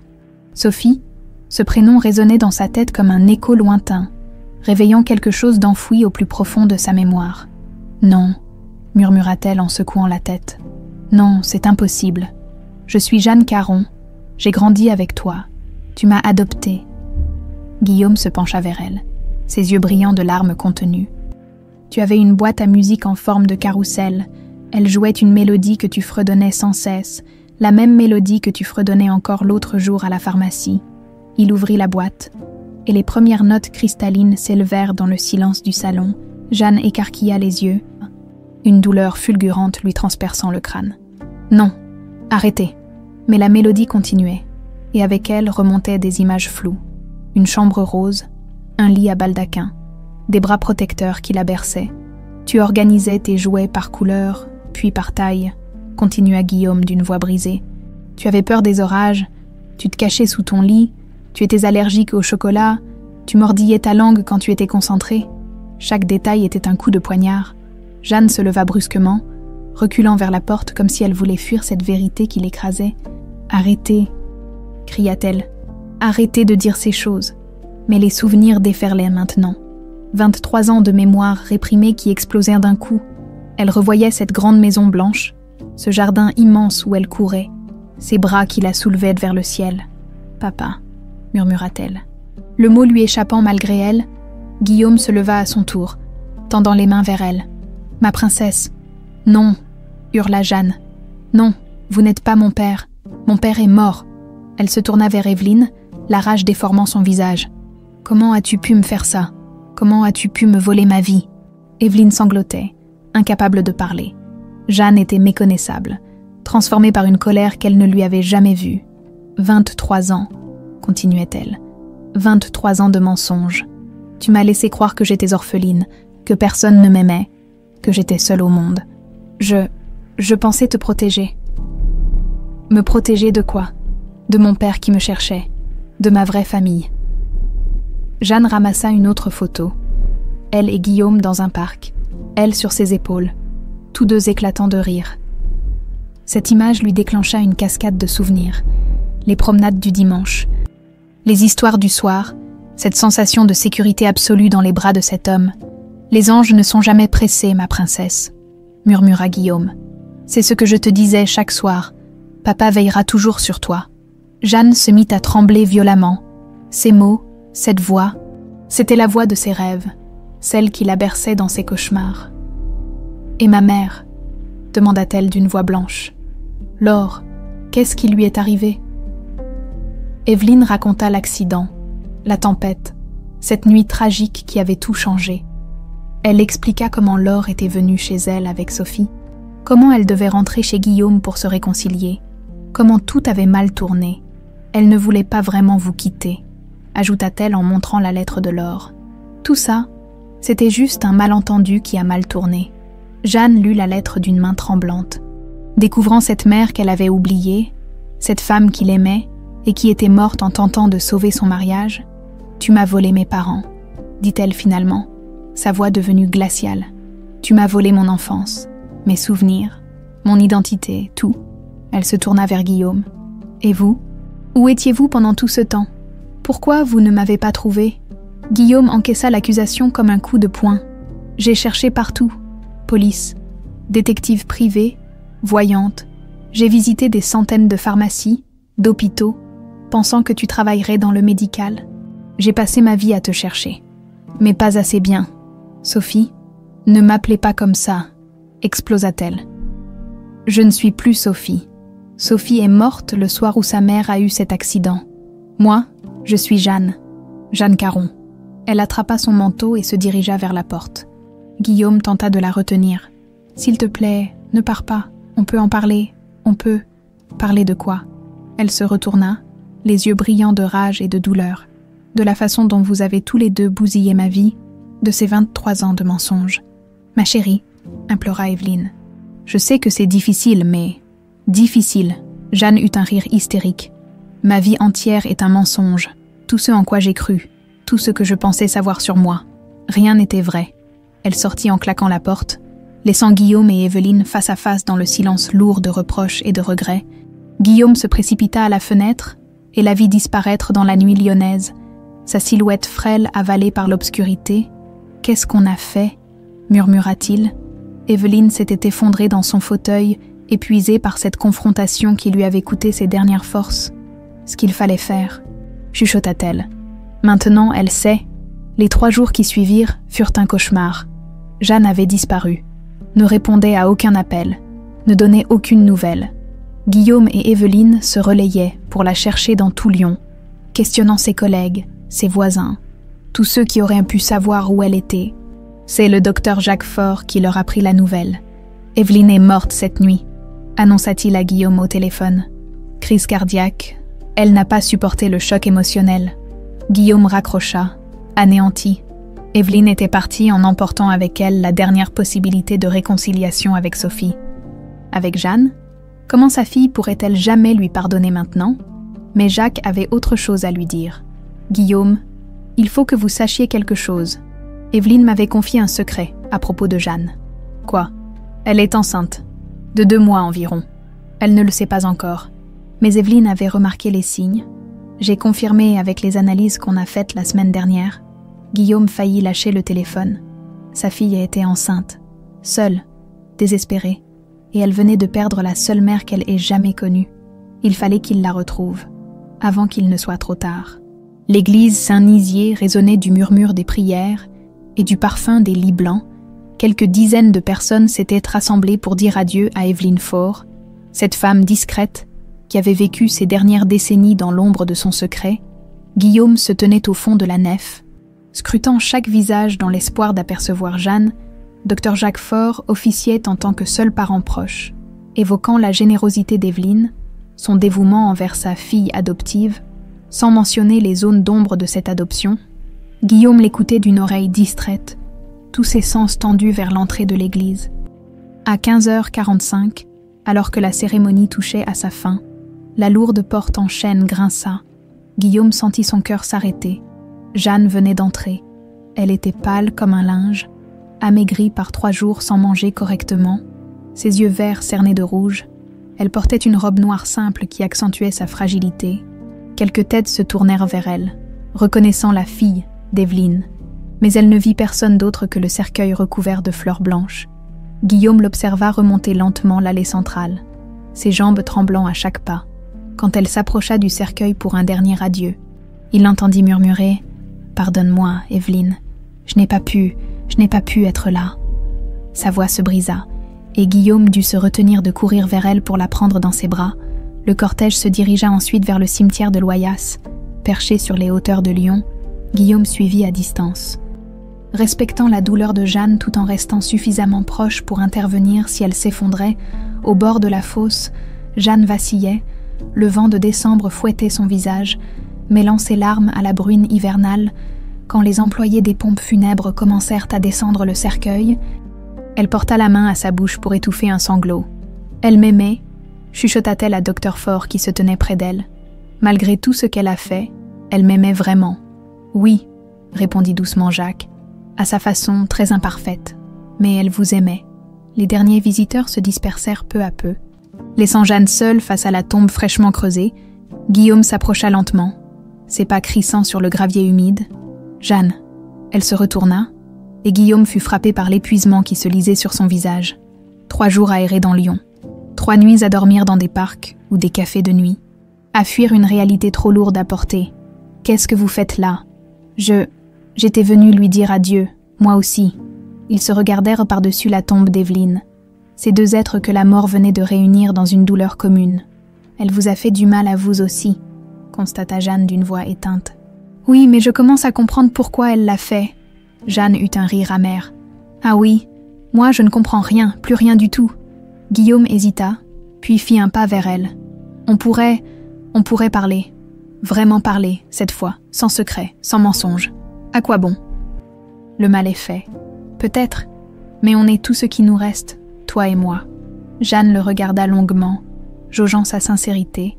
Dans ses yeux, elle ne voyait plus l'homme d'affaires prospère qu'elle avait connu à la pharmacie, mais un père brisé qui avait perdu son enfant et passé 23 ans à la chercher. « D'accord », murmura-t-elle finalement, « mais pas ici. » Ils trouvèrent refuge dans un petit café près du cimetière.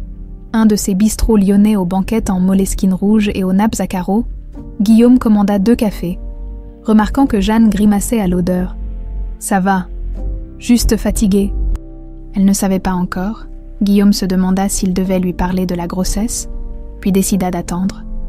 Elle avait déjà suffisamment de chocs à encaisser. « J'ai besoin de comprendre », dit Jeanne, en enroulant ses mains autour de sa tasse pour se réchauffer. « Mes souvenirs, ils reviennent par bribes depuis l'autre soir. Cette maison, ce jardin, vous étiez vraiment mon père. » Oui, Guillaume sortit son portefeuille et en tira une photo d'identité abîmée, lui et Laure, jeunes et souriants, avec Sophie bébé entre eux. Voilà à quoi ressemblait notre famille. Jeanne observa la photo, reconnaissant cette femme blonde aux yeux doux qui hantait parfois ses rêves. Elle était belle, tu lui ressembles énormément, la même générosité, la même façon de s'occuper des autres. Mais vous n'étiez jamais là. Guillaume encaissa le reproche sans broncher. Non, j'étais obsédée par mon travail, par la réussite. Je pensais que construire un empire, c'était vous offrir le meilleur avenir possible. Je ne voyais pas que je ratais votre présent. Maman, Laure, elle était malheureuse, seule. Elle se sentait seule avec toi. Elle m'a écrit cette lettre pour me le faire comprendre, mais j'étais trop orgueilleux, trop blessé pour l'écouter. Jeanne but une gorgée de café et grimaça de nouveau. Cette nuit-là, que s'est-il vraiment passé? Guillaume lui raconta tout. La dispute, les accusations mutuelles, la révélation de Laure sur son mensonge, sa colère à lui, le départ dans la tempête. Il n'édulcora rien, assumant sa part de responsabilité dans le drame. Si j'avais été un meilleur mari, un meilleur père, elle ne serait jamais partie cette nuit-là. Et moi, j'aurais grandi avec mes vrais parents. Ils restèrent silencieux un moment, chacun digérant le poids de ces « si seulement » qui avaient empoisonné leur existence. Après l'accident, vous avez vraiment passé 23 ans à me chercher. Chaque jour, détective privé, battue organisée, voyante. J'ai visité des centaines de pharmacies parce qu'une gitane m'avait dit que tu travaillerais là où les malades trouvent l'espoir. Jeanne eut un sourire triste. Elle n'avait pas tort. Quand je t'ai vu aider cette vieille dame l'autre jour, j'ai su, pas rationnellement, mais mon cœur l'a su, cette générosité, cette façon de te soucier des autres. Tu étais exactement comme Sophie enfant. Mais je ne suis plus Sophie. Non, tu es Jeanne, une femme extraordinaire qui a grandi sans moi et qui est devenue quelqu'un de bien malgré tout. Pour la première fois depuis 3 jours, Jeanne sentit quelque chose se détendre en elle. Cette conversation lui faisait du bien, même si elle rouvrait des plaies à vif. « Je ne sais pas comment on fait maintenant », avoua-t-elle. « Je ne sais pas comment on rattrape 23 ans. On n'essaie pas de rattraper le passé. On construit quelque chose de nouveau si tu veux. Si tu peux me pardonner de ne pas avoir été là ?» Jeanne l'observa longuement. Cet homme qui lui faisait face n'était plus un étranger. Quelque chose en elle, dans ses gestes, sa voix, sa façon de pencher la tête quand il réfléchissait, lui était familier.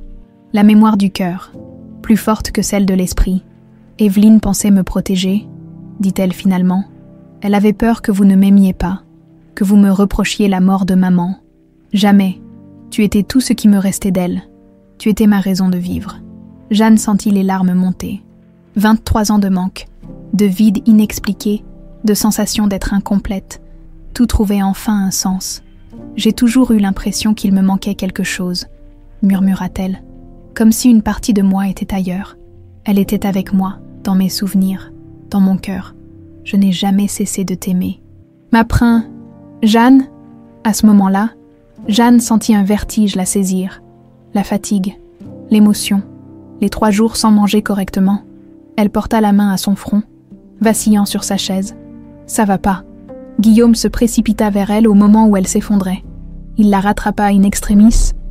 la serrant contre lui pour la première fois depuis 23 ans. « Il faut l'emmener aux urgences !» cria-t-il au patron du café, dans les bras de Guillaume. Jeanne eut un moment de lucidité.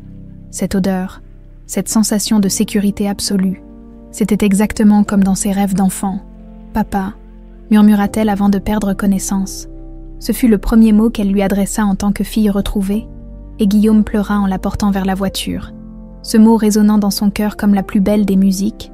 Aux urgences de l'hôpital Édouard Herriot, Dr Sarah Martinez examina Jeanne avec attention. Les résultats des analyses arrivèrent rapidement. Malnutrition, déshydratation, et elle marqua une pause, regardant Jeanne avec un sourire. « Félicitations, vous êtes enceinte, 8 semaines environ. » Jeanne regarda Guillaume, puis le médecin, puis de nouveau Guillaume. Dans ses yeux, il vit passer une multitude d'émotions. Surprise, peur, joie, panique. Enceinte. De Julien, j'imagine, demanda doucement Guillaume. Elle hocha la tête, submergée par cette nouvelle qui changeait tout. Dans quelques mois, elle allait être mère. Et Guillaume, grand-père, je ne sais pas comment, je ne sais pas si je peux. Tu peux, dit-il en prenant sa main. Et tu ne seras pas seule, plus jamais. Pour la première fois depuis 3 jours, Jeanne sourit, un sourire fragile, mais réel. Les premières séances avec Dr Amélie Blanchard furent un véritable calvaire. Dans son cabinet feutré de la rue de la République, cette psychologue spécialisée dans les traumas familiaux observait père et fille se jauger avec la prudence de 2 animaux blessés. « Nous avons 23 ans de non-dits à rattraper », expliquait-elle patiemment. « Il ne faut pas brûler les étapes, Jeanne. Vous avez vécu toute votre vie adulte avec une identité construite. Guillaume, vous avez idéalisé votre fille disparue. Vous devez maintenant apprendre à vous connaître tel que vous êtes vraiment. » Jeanne se tenait raide sur le canapé beige, évitant soigneusement le regard de Guillaume. 2 semaines après les révélations, elle avait accepté de le voir régulièrement. Mais chaque rencontre était encore un combat entre l'envie de se rapprocher et la peur d'être déçue. « Racontez-moi Sophie », demanda Dr Blanchard à Guillaume lors de leur 3e séance. « La vraie Sophie, pas l'enfant parfaite de vos souvenirs. » Guillaume hésita, puis sourit tristement. Elle était têtue comme une mule. Quand elle avait décidé quelque chose, impossible de la faire changer d'avis, et elle mentait parfois pour protéger les autres. Une fois, elle avait cassé le vase préféré de Laure en jouant au ballon dans le salon. Elle a accusé le chat pendant 3 jours avant de craquer. Jeanne leva les yeux vers lui. « Dieu, surprise. Vraiment, tu pleurais à chaudes larmes en t'excusant. Ta mère a ri tellement fort qu'elle en a oublié d'être fâchée. » Pour la première fois, Jeanne entrevit une image différente de son enfance. Pas l'idylle parfaite qu'elle imaginait, mais une famille normale avec ses joies et ses disputes. « Et vous, Jeanne, continua Dr Blanchard, parlez-nous de votre colère. Ma colère, contre Guillaume, contre Evelyne, contre cette situation. » Jeanne serra les poings. « J'ai l'impression d'avoir été volée à moi-même. Pendant 23 ans, j'ai cherché qui j'étais, pourquoi je me sentais incomplète. Et maintenant je découvre que j'avais une famille qui m'aimait, que j'avais ma place quelque part. » Sa voix se brisa. Guillaume tendit instinctivement la main vers elle, puis se ravisa. « Vous pouvez la prendre », encouragea Dr Blanchard. « Jeanne, acceptez-vous ce contact ?» Elle hocha timidement la tête. Quand les doigts de Guillaume se refermèrent sur les siens, elle sentit cette chaleur familière qu'elle ne parvenait pas à expliquer. « Tu avais ta place », murmura-t-il. « Tu l'as toujours eue, dans mon cœur, dans mes pensées, dans mes rêves. Je n'ai jamais cessé de mettre un couvert de plus à table. Au cas où tu rentrerais ?»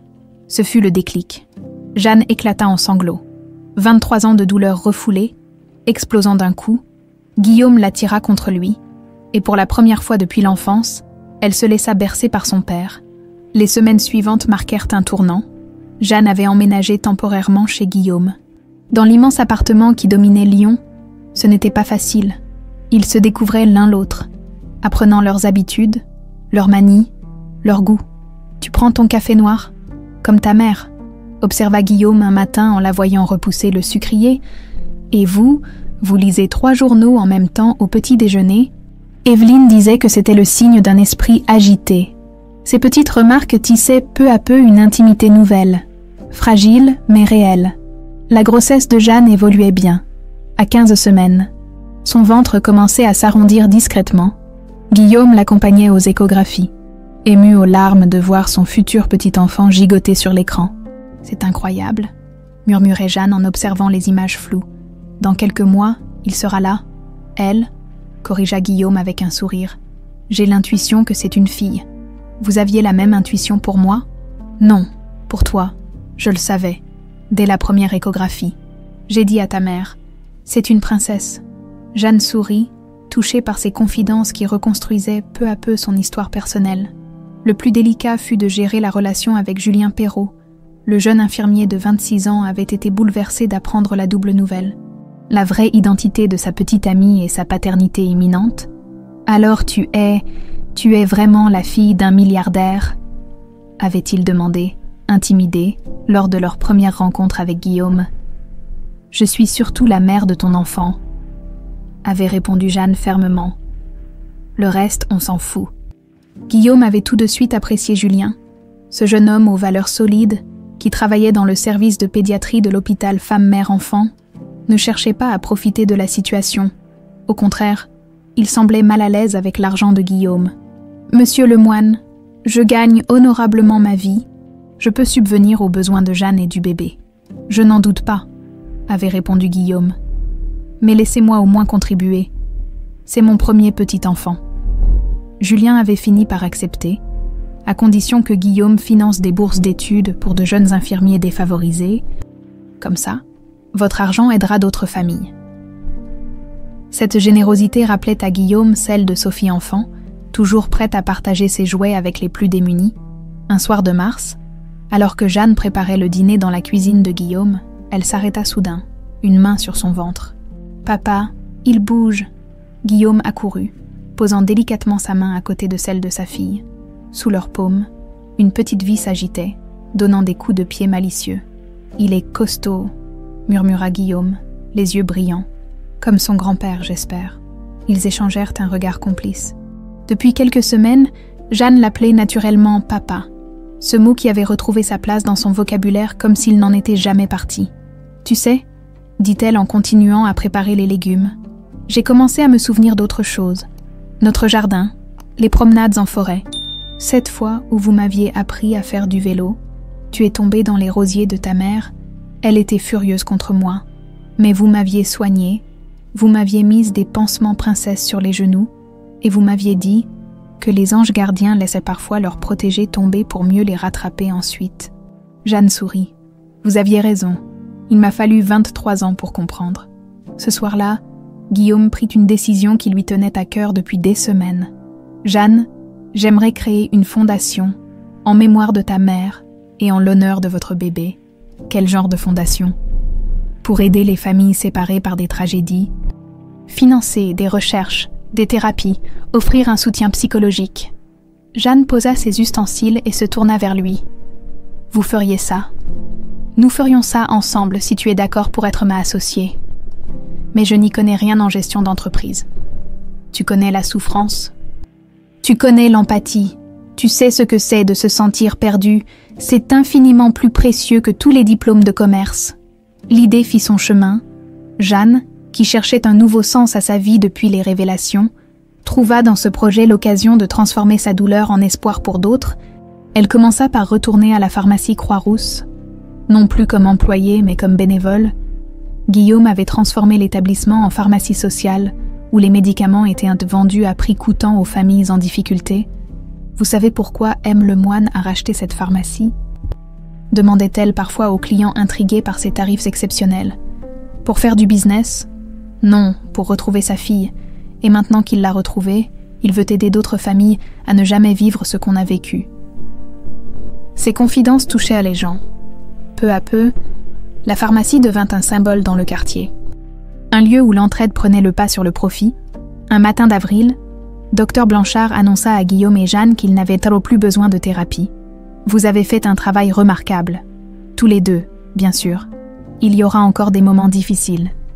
Des souvenirs douloureux qui ressurgiront.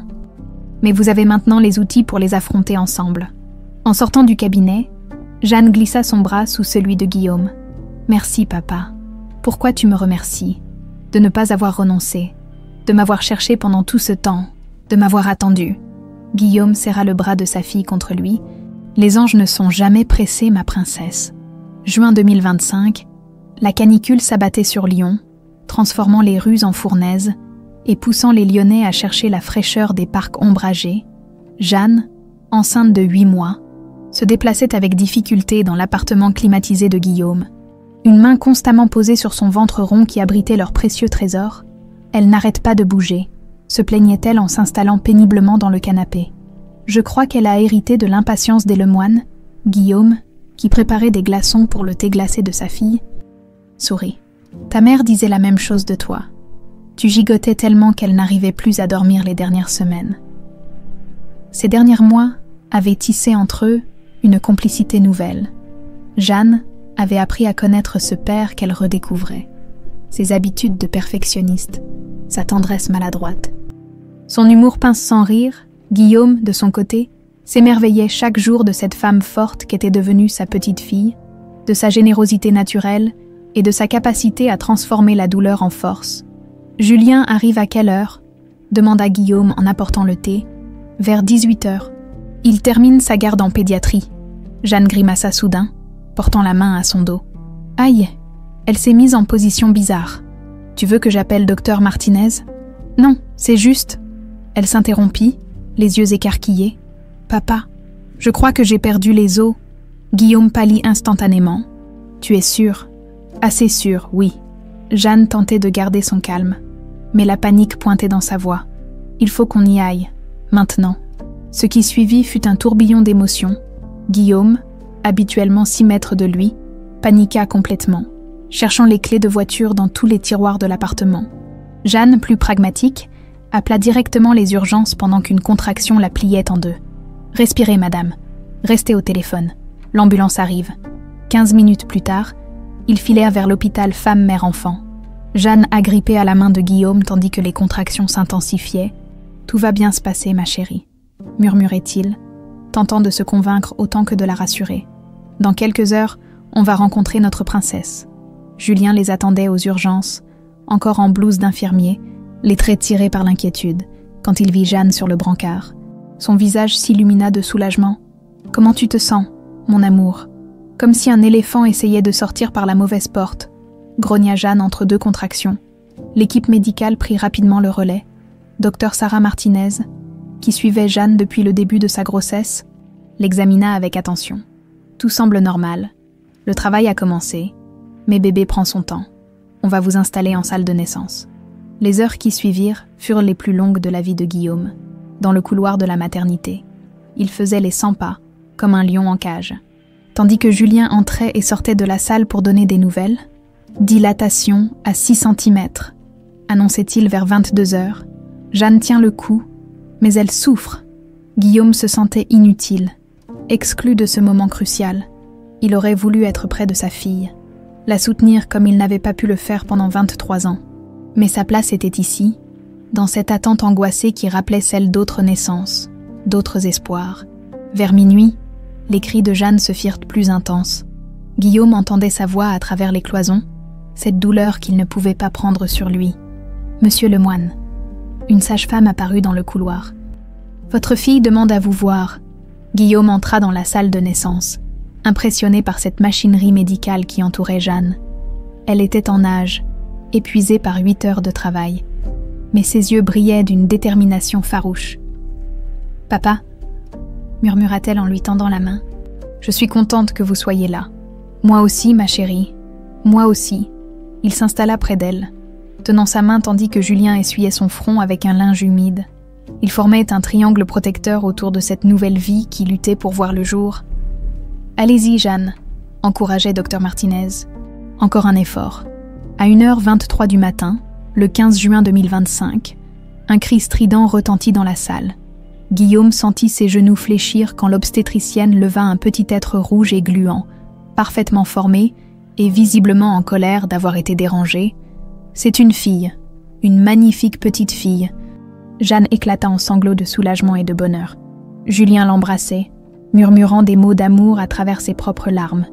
Et Guillaume découvrait qu'on pouvait tomber amoureux instantanément d'un être de 3 kg 200 grammes qu'on venait de voir naître. « Elle est parfaite », chuchota-t-il, les yeux embués.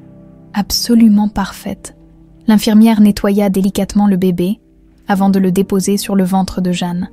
La petite fille ouvrit de grands yeux verts, les mêmes que sa mère et sa grand-mère, et sembla observer ce monde nouveau avec une curiosité intense.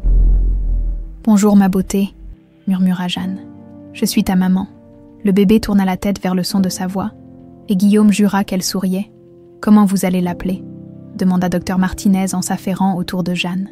Jeanne et Julien échangèrent un regard. Ils en avaient longuement discuté, pesant chaque prénom, chaque sonorité. « Lila Anne » annonça Jeanne. « Lila comme les fleurs préférées d'Evelyne, et Anne comme Laure-Anne. Ta mère » compléta Guillaume, ému que sa fille ait choisi d'honorer ces deux femmes qui avaient marqué sa vie. « Lila Anne Lemoine Perrault » précisa Julien, pour qu'elle porte les deux héritages. 1 heure plus tard, dans la chambre privée que Guillaume avait insisté pour réserver, 3 générations se retrouvaient enfin réunies. Jeanne, épuisée mais radieuse, tenait Lila Anne dans ses bras. Julien, assis sur le bord du lit, n'arrivait pas à détacher ses yeux de sa fille. Et Guillaume, installé dans le fauteuil près de la fenêtre, contemplait ce miracle qu'il n'avait jamais osé espérer. « Vous voulez la prendre, grand-papa » proposa Jeanne. Guillaume tendit des mains tremblantes. Quand Lila Anne se retrouva contre son torse, quelque chose se dénoua en lui. Cette petite vie chaude et fragile, ce poids minuscule qui représentait l'avenir. « Bonjour, ma princesse » murmura-t-il. « Je suis ton grand-père. Je vais veiller sur toi, comme j'aurais dû veiller sur ta maman. » C'est à ce moment précis que tout revint. Jeanne, observant la scène, sentit soudain un flash aveuglant traverser son esprit. D'un coup, 23 ans de souvenirs refoulés explosèrent dans sa conscience. Elle revit tout, les matins d'hiver dans le grand lit de ses parents, Guillaume qui la berçait quand elle faisait des cauchemars, les promenades dans le parc de la Tête d'Or, les histoires qu'il inventait sur les anges gardiens. « Papa, tu me promets que tu prendras toujours soin de moi. » La petite voix de Sophie résonnait maintenant clairement dans sa mémoire, accompagnée de la réponse de Guillaume. « Pour toujours, et un jour de plus, ma princesse. »« Jeanne, ça va. » Julien avait remarqué son expression bouleversée. « Ça va, » murmura-t-elle, les larmes aux yeux. « Ça va même très bien, je me souviens de tout maintenant. » Guillaume leva les yeux vers elle, comprenant immédiatement ce qui venait de se passer. « Tout. Les dimanches matins dans votre lit, quand vous me racontiez l'histoire du roi qui avait perdu sa couronne, les fois où vous me portiez sur vos épaules dans les allées du parc, cette nuit où j'avais fait un cauchemar et où vous m'aviez dit que les anges gardiens ne dormaient jamais. » Sa voix se brisa d'émotion. « Vous m'avez dit que vous veilleriez toujours sur moi, et c'est ce que vous avez fait. Même quand je n'étais plus là, même quand vous ne saviez pas où j'étais, vous avez tenu votre promesse. » Guillaume, tenant toujours Lila Anne, sentit son cœur exploser de bonheur. Sa fille se souvenait, après 23 ans, Sophie était vraiment revenue. « Je t'avais promis pour toujours et un jour de plus, » murmura-t-il. « Maintenant, c'est à elle que je fais la même promesse. » Il regarda Lila Anne qui s'était endormie dans ses bras, paisible et confiante. « Bonjour Lila Anne. Bienvenue dans la famille des anges gardiens. » Juin 2027, 2 ans exactement après la naissance de Lila Anne, la grande salle de réception de l'hôtel Villa Florentine, surplombait Lyon baigné dans la lumière dorée du soleil couchant. 150 invités s'étaient rassemblés pour l'inauguration officielle de la fondation Laure & Sophie, ce projet qui avait germé dans la douleur et fleuri dans l'espoir. Jeanne se tenait devant le podium, élégante dans sa robe bleu marine. Lila Anne nichée dans ses bras, la petite fille de 2 ans observait l'assemblée avec ses grands yeux verts hérités de sa mère. Babillant joyeusement et tendant ses petites mains vers les lumières scintillantes du lustre, « Mesdames et messieurs », commença Jeanne d'une voix claire qui portait dans toute la salle. Il y a 26 ans, une tragédie a séparé un père de sa fille. Pendant 23 ans, ils ont vécu l'un sans l'autre, portant chacun le poids d'un manque inexplicable. Guillaume, assis au premier rang à côté de Julien, sentit sa gorge se serrer. Ces 2 années de reconstruction avaient transformé sa fille en une femme extraordinaire, capable de transformer sa souffrance en force pour aider les autres. Cette histoire aurait pu rester un drame personnel de plus, continua Jeanne. Mais nous avons choisi d'en faire quelque chose d'utile. Aujourd'hui, la Fondation Laure & Sophie ouvre officiellement ses portes, non seulement ici à Lyon, mais dans toute la France. L'Assemblée applaudit chaleureusement, dans le public, des familles que la Fondation avait déjà aidées essuyaient discrètement leurs larmes. Madame Rosalie, maintenant âgée de 80 ans mais toujours alerte, tenait la main de sa petite fille Chloé devenue une jeune femme de 13 ans pleine de vie. « Notre mission est simple », reprit Jeanne en caressant les cheveux bouclés de Lila Anne. « Offrir un soutien psychologique gratuit aux familles séparées par des tragédies, financer les recherches de personnes disparues et surtout, ne jamais laisser quelqu'un vivre dans l'incertitude comme nous l'avons vécu. » Docteur Amélie Blanchard, devenue directrice scientifique de la Fondation, hocha la tête avec fierté. En 2 ans, ils avaient déjà aidé plus de 300 familles, financé 42 enquêtes privées et retrouvé 17 personnes disparues. Mais cette fondation, c'est aussi un hommage, poursuivit Jeanne, sa voix se chargeant d'émotion. Un hommage à ma mère Laure, morte trop tôt en tentant de sauver son mariage. Un hommage à Evelyne qui a commis des erreurs terribles par amour mal placé, mais qui m'a aimée de son mieux. Et un hommage à tous ses pères, ses mères, ses enfants qui refusent d'abandonner malgré les années qui passent. Guillaume essuya discrètement une larme. Ces dernières années, il avait appris à connaître cette femme remarquable qu'était devenue sa fille. Jeanne dirigeait désormais 3 pharmacies sociales à Lyon, supervisait les activités de la Fondation et élevait Lila Anne avec une tendresse qui rappelait celle de Laure. Pendant 23 ans, j'ai vécu avec un vide dans le cœur que je ne savais pas expliquer, continua-t-elle en regardant directement Guillaume. Je pensais être orpheline, sans famille, seule au monde. Aujourd'hui, je sais que je n'ai jamais été seule. Mon père ne m'a jamais cessé de me chercher. Et l'amour véritable attend autant de temps qu'il faut. Evelyne s'est trompée en pensant me protéger. Mais au final, même ses erreurs ont fait partie du plan pour nous réunir. La salle était suspendue à ses lèvres. Même Lila Anne semblait écouter attentivement, ses petites mains jouant avec le collier de sa mère. « Les anges ne sont jamais pressés, » dit Jeanne en souriant. « Parfois, ils attendent 23 ans, un accident, une phrase murmurée, et même un licenciement injuste pour rassembler une famille. Aujourd'hui, en regardant ma fille, je lui promets ce que mon père m'a promis, veiller sur elle pour toujours, et un jour de plus. » Les applaudissements éclatèrent, nourris et sincères. Guillaume se leva, ému aux larmes, et monta rejoindre sa fille sur l'estrade. Julien les suivit, formant cette famille recomposée qui avait su triompher des épreuves. « Si je peux me permettre d'ajouter quelques mots, » dit Guillaume en prenant le micro. « Il y a 2 ans, quand Lila Anne est née, j'ai retrouvé ma fille Sophie, mais j'ai aussi découvert Jeanne, cette femme extraordinaire qui avait grandi sans moi et qui était devenue quelqu'un de formidable malgré tout. » Il regarda Lila Anne, qui lui tendait les bras avec un sourire édenté. « Aujourd'hui, je suis à la fois un père qui a retrouvé sa fille et un grand-père qui découvre les joies d'une nouvelle génération. Cette fondation, c'est notre façon de dire merci à la vie pour cette seconde chance. » La soirée se poursuivit dans une atmosphère chaleureuse. Les invités circulaient entre les stands d'information de la Fondation, découvrant les témoignages poignants des familles aidées, les statistiques encourageantes des recherches financées. Jean Moreau, le détective privé qui avait mené l'enquête initiale, s'approcha de Guillaume. « Vous savez ce qui me touche le plus dans cette histoire. » « Quoi donc ? C'est que la prophétie de cette voyante s'est réalisée. Elle vous avait dit que Sophie travaillerait là où les malades trouvent l'espoir. Et c'est exactement ce qu'elle fait maintenant avec ses pharmacies sociales. » Guillaume sourit. « Madame Zelda, je me demande si elle se doutait qu'elle changeait le cours de ma vie avec cette phrase. » Vers 22h, quand la plupart des invités furent partis, la famille se retrouva seule sur la terrasse de l'hôtel. Lyon s'étendait à leurs pieds, ses lumières scintillant comme des étoiles terrestres. « Tu es fatiguée, ma puce ?» demanda Julien en prenant Lila Anne dans ses bras. La petite fille secoua la tête énergiquement. « Non, veux voir grand-papa ?» Guillaume s'approcha, et Lila Anne lui tendit les bras. Ces derniers mois, elle avait développé une relation privilégiée avec son grand-père, réclamant constamment ses histoires d'anges gardiens et ses câlins. « Raconte l'histoire, grand-papa » demanda-t-elle de sa petite voix claire. « Quelle histoire, ma princesse ?»« L'histoire de maman perdue. » Guillaume échangea un regard amusé avec Jeanne. Lila Anne avait entendu des bribes de leur histoire et en avait fait son conte de fées personnel. « Il était une fois », commença Guillaume en s'installant sur un banc avec Lila Anne sur les genoux. Une petite princesse qui s'appelait Sophie. Elle vivait dans un grand château avec son papa et sa maman qui l'aimaient très fort. Et après » demanda Lila Anne, bien qu'elle connût l'histoire par cœur. Et après, un jour de tempête, la princesse a disparu. Son papa l'a cherchée partout. Pendant très très longtemps, il ne savait pas qu'elle était devenue une autre princesse qui s'appelait Jeanne. Et elle était où?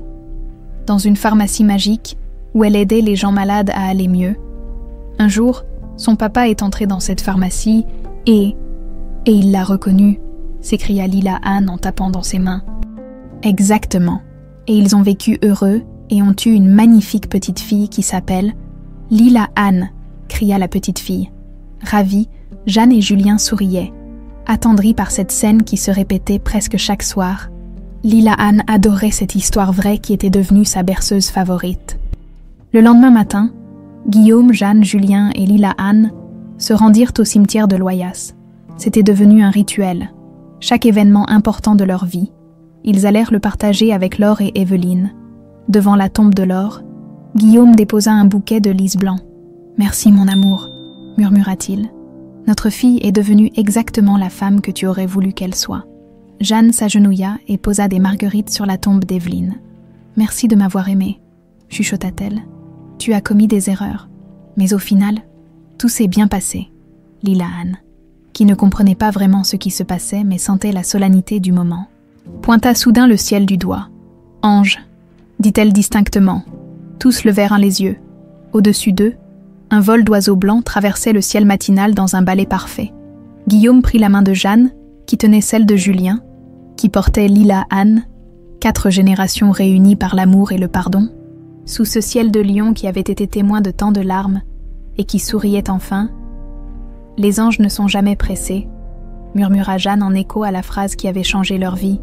« Mais ils finissent toujours par arriver », compléta Guillaume. Et dans le silence du cimetière, on aurait juré entendre une mélodie cristalline, celle d'une boîte à musique qui jouerait pour l'éternité la berceuse de l'amour retrouvé,